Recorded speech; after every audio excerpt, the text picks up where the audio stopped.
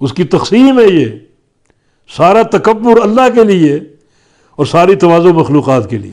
الکبریاء اور ردائی والعز ازاری، حدیث قدسی صحیح مسلم میں اللہ فرماتا ہے کہ تکبر میری چادر. یہ زینت اللہ تعالیٰ کی، مخلوق کی زینت تواضع ہے. ما تواضع احد للہ الا رفعہ اللہ، کہ جو بندہ، جو مخلوق اللہ کے لیے جھک جائے اور تواضع اختیار کرے، اللہ اس کو ضرور بلندی عطا فرمائے گا. تقسیم ہے یہ. رب تعالیٰ کے لیے کبر ہے، بڑا ہونا، تکبر. مخلوقات کے لیے تواضع، اور حاضر میں تواضع ہے. شاگرد ادب سے کہتا حاضر جناب، بلکہ بعض اوقات ذلت کے معنی میں ہی. عدالتیں قائم ہوتی ہیں تو جج تشریف لے آیا اور ملزم بھی حاضر، مجرم بھی حاضر. تو ملزم اور مجرم اس کو حقارت سے ذکر کرتے ہیں، وہ حاضر. تو ایسا لفظ اللہ تعالیٰ کے لیے ثابت کرنا جس میں تواضع ہو، چھوٹا پن ہو اور بعض اوقات تذلیل ہو، اللہ کے شایان شان ہے یہ صلاح غلط ہے.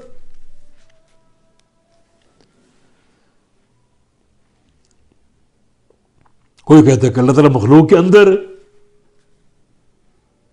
اللہ مخلوق کے اندر،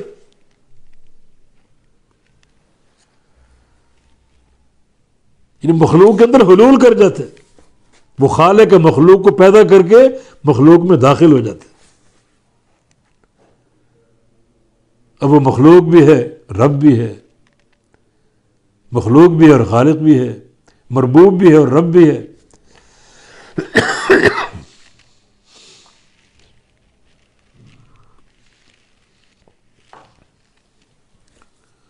اور کوئی کہتا ہے کہ اللہ تعالیٰ مومنین کے دلوں میں، فی قلوب المومنین، مومنین کے دلوں میں.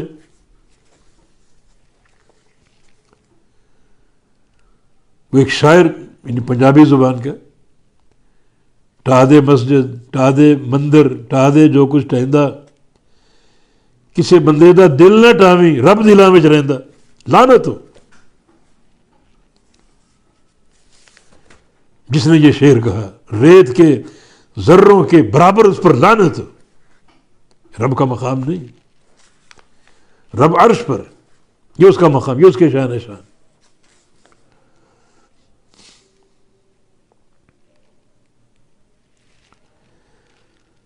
تو یہ ہے خلاصہ، یعنی علماء کی مباحث کا معیت کے حوالے سے، صفت معیت کے حوالے سے. اللہ تعالیٰ کا علو بھی ثابت ہے اور بندوں کے ساتھ ہونا بھی ثابت ہے. یا تو یہ دونوں معاملے اللہ کے سپرد ہیں. ہمارا ایمان ہے وہ عرش پہ مستوی ہے، بلندی پر ہے، کیفیت وہ جانتے. مخلوقات کے ساتھ بھی ہے، کیفیت وہ جانتے. اور یا پھر معیت سے مراد اللہ تعالیٰ کا ادراک، اللہ تعالیٰ کا سمع اور بصر، اللہ تعالیٰ کا احاطہ کرنا. یہ تعویل نہیں ہے، یہ استعمال، یہ اطلاق لغت عرب میں موجود ہے.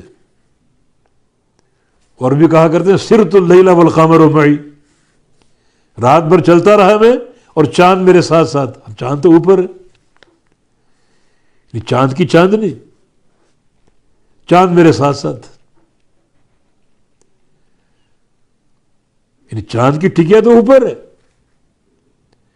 اس کی چاندنی آپ کو احاطہ کی ہوئی، آگے بھی چاندنی، پیچھے بھی، دائیں بائیں بھی. اللہ تعالیٰ کی مثال یہ بیان نہیں کر رہا میں، للہ المثل الاعلی، لیکن ایک فہم تو ہے نا، مخلوق میں یہ چیز موجود ہے. اس کی ذات کہیں پر ہے، صفات کہیں پر ہے. تو اللہ کی ذات عرش پر، عرش معلیٰ پر، اور اس کی صفات، اس کا علم، اس کی قدرت، سمع و بصر، اس کا احاطہ پوری دنیا کو گھیرے ہوئے. اور اگر معیت خاصہ ہو جیسے کہ کئی مقامات پر ہے تو وہ معیت باعتبار تائید کے، نصرت کے، باعتبار مدد کے، باعتبار رحمت کے.